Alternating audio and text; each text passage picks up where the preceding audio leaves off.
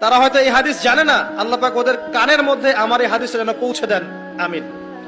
নবী সাল্লাল্লাহু আলাইহি ওয়াসাল্লাম বলেছেন, আমি মেরাজের রাতে যখন গিয়েছি তখন এক শ্রেণীর মানুষকে দেখেছি, ওদেরকে শাস্তি দেয়া হচ্ছে।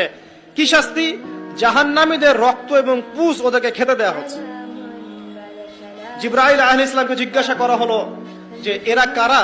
তিনি বললেন, এরা আপনার উম্মতের সেই সব ব্যক্তি যারা মাদকদ্রব্য সেবন করত। আল্লাহ রাব্বুল আলামিন তার হাবিবের মাধ্যমে জানিয়েছেন, যখন কোন মুসলিম মাদক সেবন করে বা কোনো ব্যক্তি মাদক সেবন করে তখন 40 দিন তার নামাজ কবুল হয় না। এরপর যদি সে তওবা করে তাহলে আল্লাহ পাক তার তওবা কবুল করবেন ইনশাআল্লাহ। যদি সে আবারও মাদক খায় তওবা করার পর, আবার 40 দিন তার নামাজ কবুল হবে না। যদি সে আবার তওবা করে আল্লাহ পাক আবার তাকে মাফ করে দিবেন। যদি সে আবারও মাদক খায় আবার 40 দিন তার নামাজ কবুল হবে না। তারপর যদি আবার তওবা করে আবার আল্লাহ তাকে মাফ করে দিবেন।